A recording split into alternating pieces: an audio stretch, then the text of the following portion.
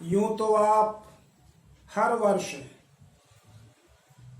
वर्ष के शुरुआत के पहले महीने में 26 जनवरी गणतंत्र दिवस के रूप में मनाते हैं।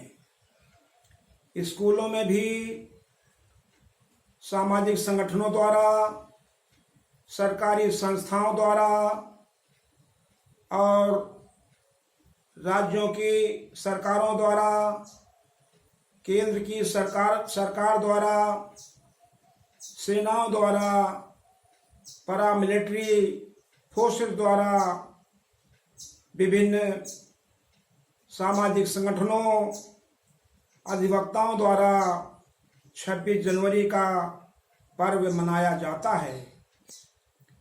ये 26 जनवरी का पर्व, इसका क्या महत्व है, इस 26 जनवरी की क्या योजना होगी, 26 जनवरी किस लिए हमारे भारत के लिए, इंडिया के लिए मूल्यवान है, ये बातें आपको नहीं बताई जाती हैं।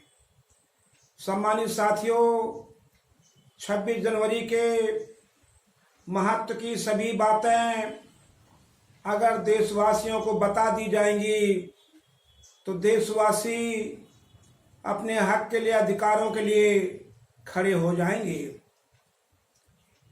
प्यारे भाइयों, आपको सिर्फ यह बता दिया जाता है कि 26 जनवरी को संविधान सभा द्वारा तैयार संविधान लागू किया गया था।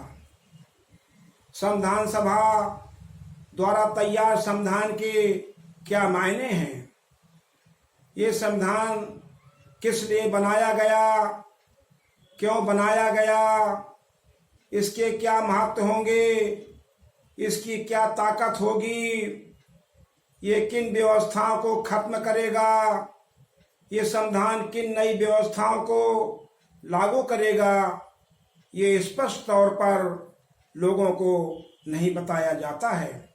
प्यारे भाइयों, 26 जनवरी 1950 से भारत में जो हजारों साल से अपने निजी संस्थाओं के कानून चल रहे थे, मंदिरों के आदेश और कानून चल रहे थे, गुरुद्वारों के आदेश और कानून चल रहे थे, मुखियों के, जमींदारों के आदेश और कानून चल रहे थे, ताकतवर लोगों के आदेश, कानून चल रहे थे, तमाम राजे महाराजाओं के आदेश और कानून और उनकी परंपराएं चल रही थीं।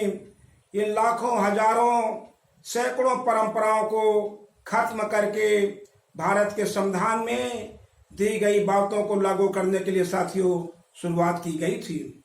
प्यारे भाइयों, 26 जनवरी 1950 के बाद भारत में जो ये सुप्रीम कोर्ट होगा, सुप्रीम कोर्ट अपने मन की बात नहीं करेगा। सुप्रीम कोर्ट में बैठे हुए जज अपनी जाति के आधार पर बात नहीं करेंगे। सम्मानित साथियों, हाई कोर्ट में ये जो जज होंगे, ये जो हाई कोर्ट होंगे, ये अपनी जाति के आधार पर, अपने धर्म के आधार पर, अपने मन के आधार पर बात नहीं करेंगे।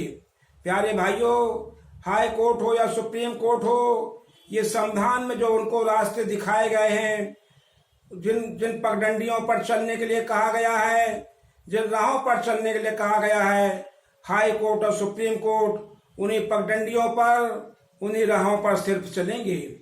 लेकिन देखने में आ रहा है कि हाई कोर्ट में बैठे हुए लोग अपने मन की बात करने लगे हैं। वो संविधान में प्रदर्शित की गई मार्गों पर, संविधान में कहे गए निर्देशों पर चलने को तैयार नहीं हैं। इसी प्रकार से सुप्रीम कोर्ट में बैठे हुए लोग, जो जिस जाति का है वो जाति के आधार पर फैसले सुनाता है, वो अपने मन के आधार पर निर्णय करता है। ऐसे में हमें अपने संविधान की ताकत को पूरी तरह से लागू कराने के लिए हमें फिर से तैयार होना पड़ेगा, सोचना पड़ेगा। 70 सालों में ये कमी आई है कि संविधान की रक्षा करने के लिए जो न्यायपालिका को दायित्व दिया गया था, न्यायपालिका ही सबसे ज्यादा संविधान को नुकसान पहुंचा रही है। प्यारे भाइयों, ऐसे में हमको फिर से एक होकर के, यूनाइटेड होकर के, पढ़े लिखे लोगों को एक करके, सामाजिक संगठनों में संघर्षशील लोगों को एक करके, अधिवक्ताओं को उनसे बात करके, मिल करके नए सिरे से संविधान की परंपराओं को मजबूती से खड़ा करने के लिए, बनाए रखने के लिए एकजुट होना होगा। धन्यवाद।